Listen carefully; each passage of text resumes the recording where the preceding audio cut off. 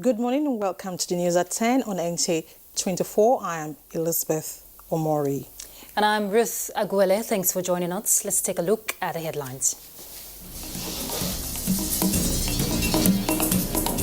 Saudi Arabia and Nigeria to set up a high-part council towards different relations. This is really the way forward for oil-producing countries to be able to maintain an adequate price level for petroleum. Nigeria and the Socialist Republic of Vietnam sign agreement to strengthen cooperation.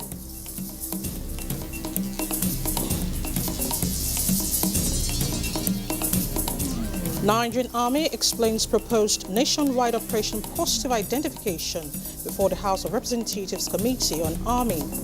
We are just trying our best to ensure that we apprehend some of these criminals and Boko Haram terrorists that may have escaped from the northeast to other areas.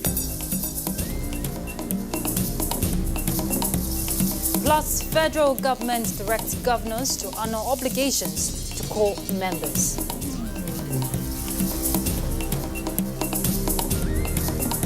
Let me appeal to all states and local governments, councils, who are indeed critical stakeholders, to also support government in discharging their obligations to the scheme.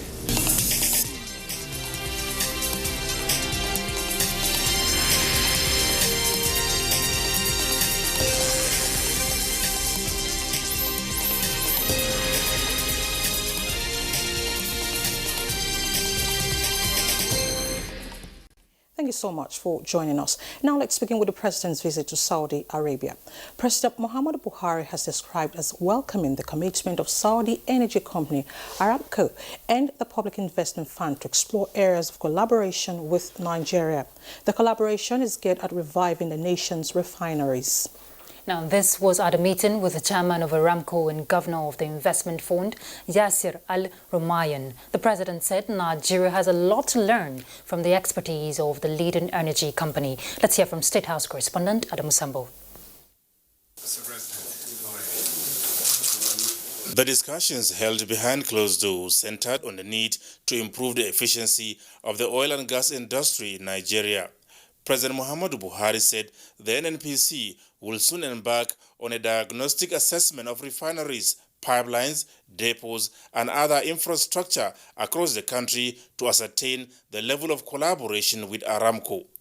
Governor of the Public Investment Fund, Yasir Al-Rumayyan, who spoke of their interest in Nigeria, affirmed the company's position to promote business investment opportunities through technology across the energy sector. We've made very good progress and we are going back very happy.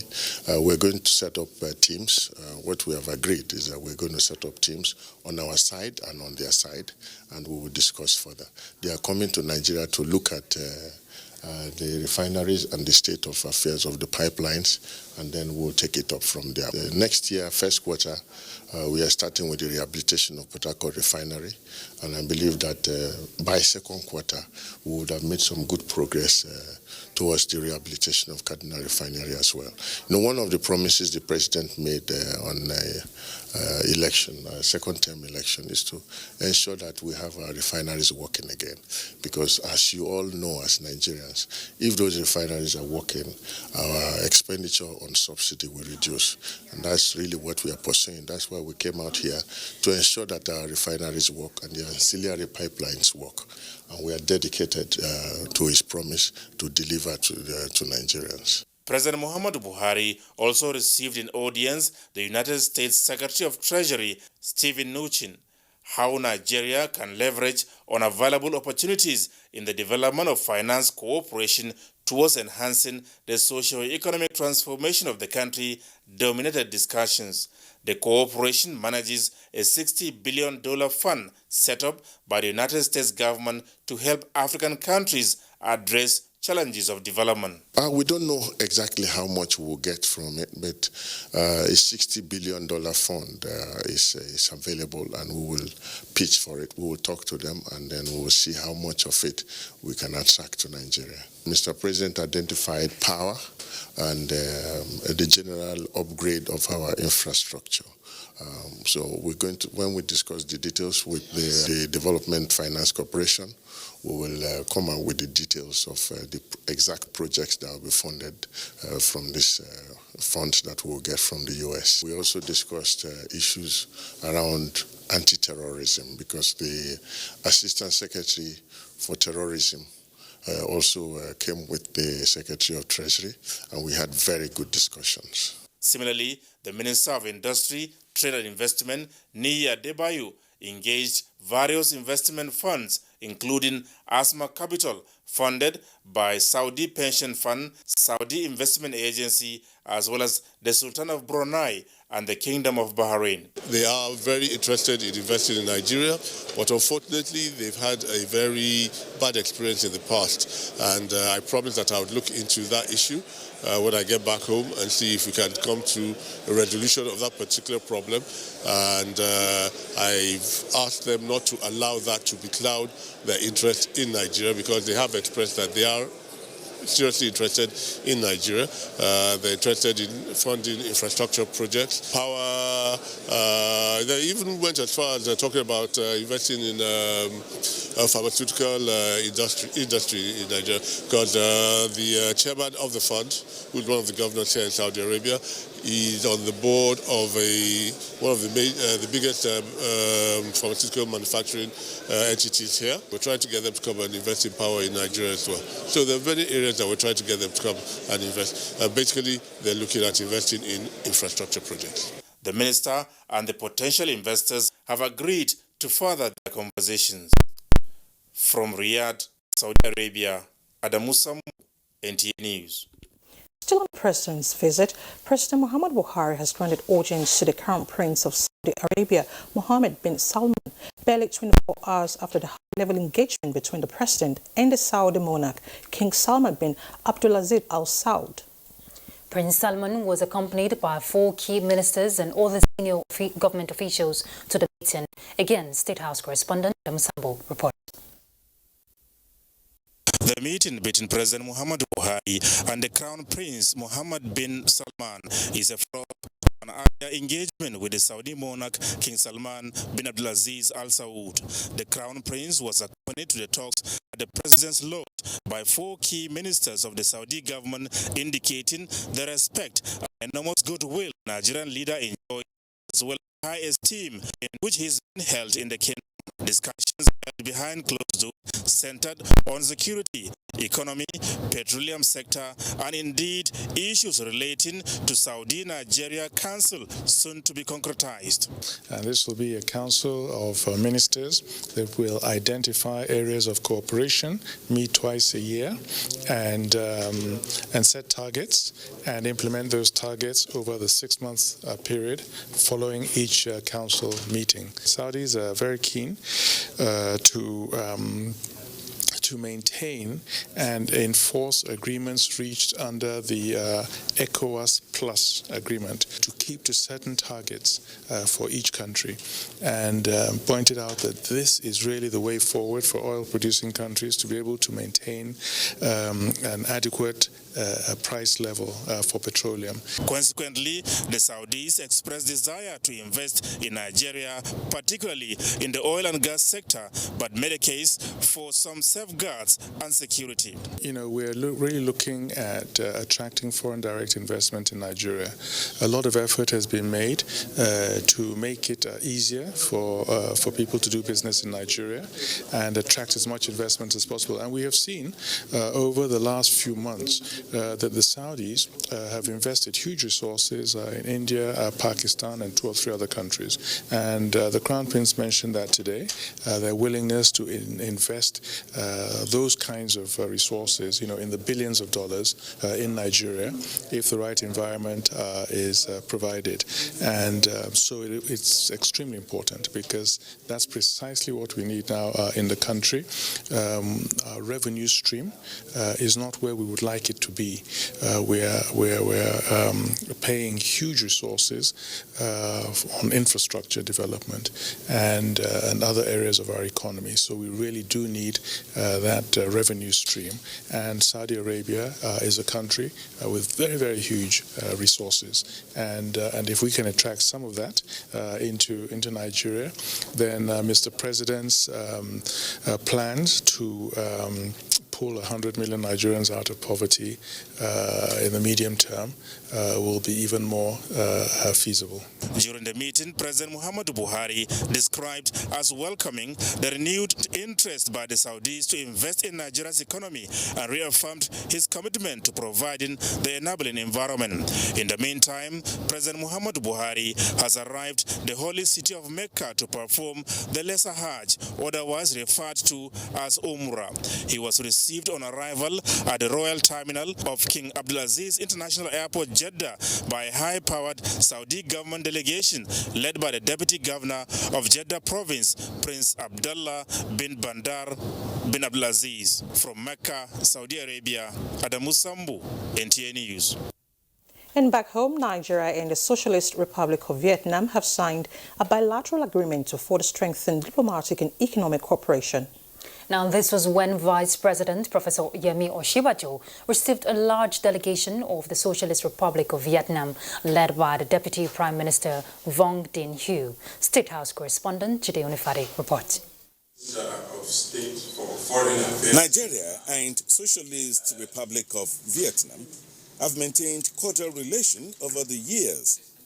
The two established diplomatic relationships since 1976, but this is about the only time a high-level delegation from Vietnam would be visiting the country.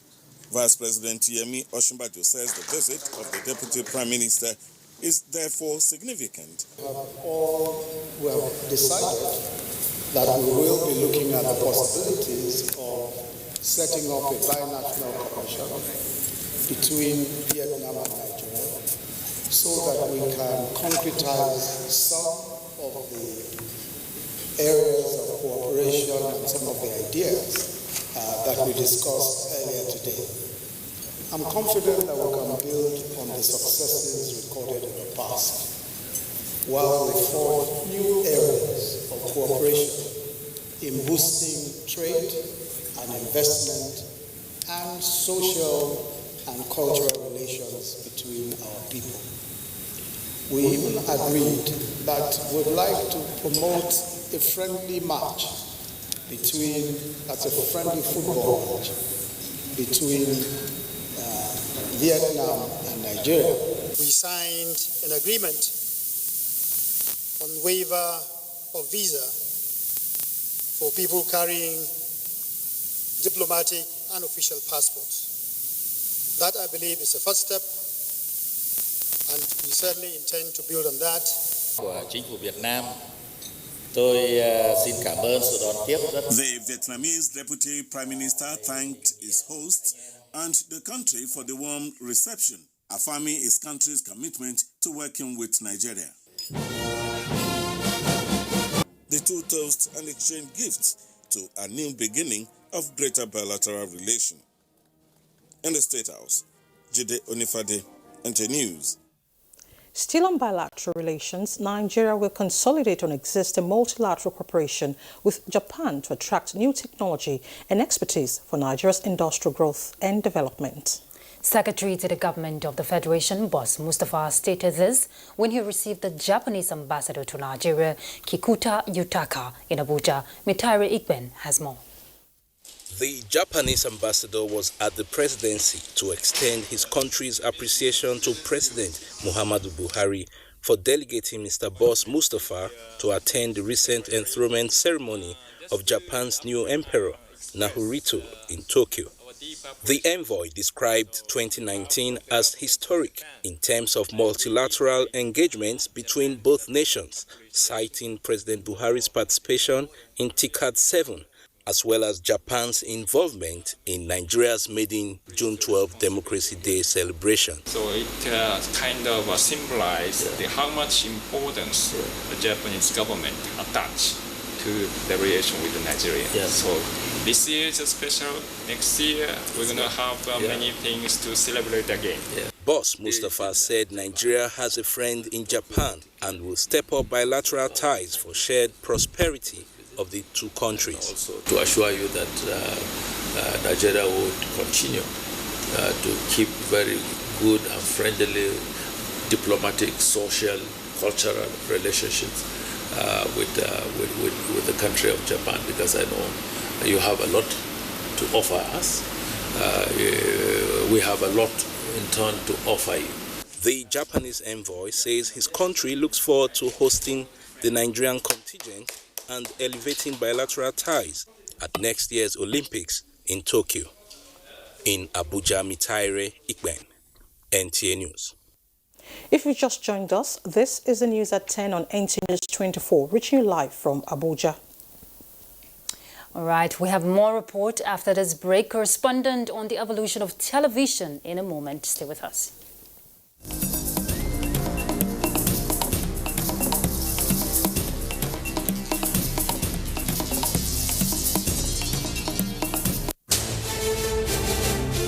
This is NTA News 24 broadcasting from Abuja. You can watch us anywhere, anytime on the following platforms. Start Times, Channel 101, Freak TV, Channel 703, GSTV, Channel 419, and Go TV, Channel 46. For more information, log on to our website, www.nta.ng, or join us on our social media handles, Twitter at NTA News 24, Facebook at NTA News 24. For comments, suggestions and inquiries, send an email to news24@nta.gov.ng or call us on the following numbers. NTA News 24. Thank you so much for staying with us. Now to the Senate. The Senate Committee on Niger Delta Affairs has screened 14 out of the 16 nominees for appointments as members of the Governing Board of the Niger Delta Development Commission. National Assembly correspondent Ignatius Onkwo reports that during the exercise, the committee harped on the need to ensure the completion of abandoned projects by the Commission. On Tuesday, 29th of October 2019, Senate received requests from President Muhammadu Buhari for the confirmation of 16 nominees as members of Governing Board of the Niger Delta Development Commission. Same day, Senate at plenary mandated its Committee on Niger Delta Affairs to screen the nominees. 2 days after, the committee has screened 14 of the nominees with specific advice to address the issue of abandoned projects by the Commission in the Niger Delta region. My dear brothers and sisters and colleagues, it's a duty that we have to perform and report back within 1 week. I hope and I pray that your own tenure will be different to ensure that the quantum of abandoned projects in the NDDC, area is reduced. Those who were screened made a promise to give in their best in the development of the Niger Delta. That we are committed to working with this committee of the Senate and that of the House of Assembly to repositioning and rebranding the Niger Delta Commission so that we can change the narratives for good. Pius Odubu is to serve as chairman with Bernard Okumaba as managing director. The remaining 2 nominees, Joy Nunez representing River State and Aisha Muhammad representing Northwest, are to be screened on Monday next week before confirmation of the 16 nominees on the floor of the Senate.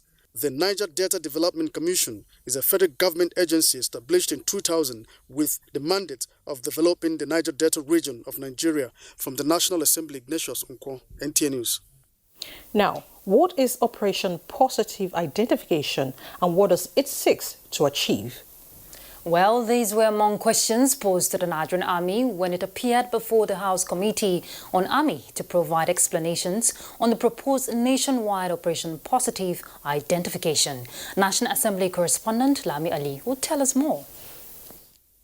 The proposed operation, the lawmakers said, has not been given enough publicity to sensitize the public, which was why it has been subjected to various interpretations, some of which are not positive. Identification of individuals is the job of either the immigration or the police. Now, in doing this operation, are you going to involve the police? Even the one that is happening in the northeast, military, I have never seen a situation where a military man in uniform is stopping an individual to search him and to ask him to present a means of identification. But the Chief of Civil Military Affairs Army Headquarters said the operation is nothing new and is specifically directed at fleeing criminals who, based on intelligence, are spreading to other locations of the country away from their usual base of operations. We are just trying our best to ensure that we apprehend some of these criminals and Boko Haram terrorists that may have escaped from the northeast to other areas. Based on credible information or intelligence, we might conduct raid or cordon and search operations whenever we have credible intelligence or information as regards some of these criminals. And that is when you will require this issue of identifying yourself so that we can be sure that you are not a criminal or you are a Boko Haram terrorist. He allayed fears being entertained that the rights of citizens without valid identification might be infringed on, stating that any form of identification would suffice. We are not basing it on any particular means of identification. It would just be something as simple as a school identification card, work identification card, and that settles it. Nobody is saying that it must be international passport, national identity card, driver's license, no. The operation, according to the Army, is a subsidiary of military operations in areas confronted with security challenges and does not warrant additional troops nor mounting of checkpoints. I commend the Nigerian Army for bringing up ideas, you understand, especially a preventive measures, because what it does is if everybody knows that they have to carry their IDs, it will stop a lot of people engaging themselves in criminal activities. If they do arrest people, eventually, normally they hand it over to the police. So, but we'd like to see those analyses and see how we can come back. From the National Assembly, Dami Ali, NTA News. And we're not done with the Senate yet. The House of Representatives Committee on Governmental Affairs has attributed the low performance of Servicom to the absence of an enabling act legally backing the service part. Now, this committee was on an oversight visit to Servicom headquarters in Abuja. Abdusalam Jabril will tell us. Major problem we have is customer service and service delivery in general. The attitude is sickening. When Servicom was initially pronounced to be a part of government agency that will monitor the activities of federal government agencies, in the ports, you see everybody, any little thing, they run to Servicom. I don't see your desk, the steel ports. Those were some of the concerns that were raised by the members of the House Committee on Governmental Affairs. Established in 2004, Servicom is a federal government initiative saddled with promoting effective and efficient service delivery in ministries, departments, and agencies. Towards mitigating these challenges and making Servicom more efficient, the committee tasked Servicom on capacity building while promising to facilitate the passage of the Servicom Act by the Ninth Assembly. For us to come to their office to see firsthand what they're doing, and it's just going to be the first of many of such visits. It's going to be the first of many of such interactions. We're going to go to different places in Abuja all over the country together. We're going to organize public events together, public forum, to sensitize people to make Servicom work. What Servicom is letting out, the strongest message is break the mandate into measurable standards, which Servicom has trained officers, different levels of officers, even the people manning Servicom offices, to develop in conjunction with their stakeholders and their customers, to develop these standards. Servicom also pledged improved services as it spreads to more states across the country. In Abuja, Abdusalam Jubril, NTA News. Let's not talk business. Auditors call for Audit Act to guarantee autonomy for the Office of the Auditor General of the Federation. Let's now join Abdul Karim Zormi.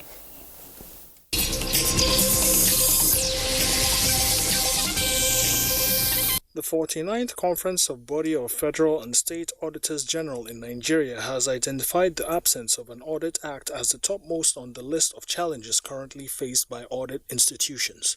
This act, they say, would guarantee the administrative as well as financial autonomy for the Office of the Auditor General, enhancing efficiency and effectiveness. Auditor General of the Federation, Mr. Anthony Ayini, went further to highlight the importance of repositioning audit institutions in order for them to meet their constitutional mandates. And now we head to the floor of the Nigerian Stock Exchange.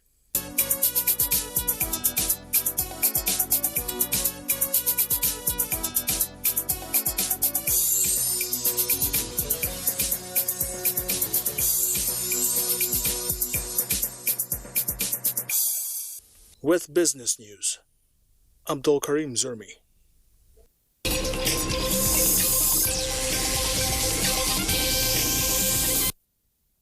All right, from business, let's shift our attention to the evolution of TV. Now, imagine what life will be without a medium for information dissemination, education, and entertainment to mankind, Elizabeth. Well, your guess is as good as mine. Well, Adebola Brooklyn Sunday in this report takes a look at the evolution of this technology called television, which finds its way to Africa 60 years ago. Television as a medium is no doubt one of the greatest gifts of electronics engineering to mankind. It was in the year 1927 that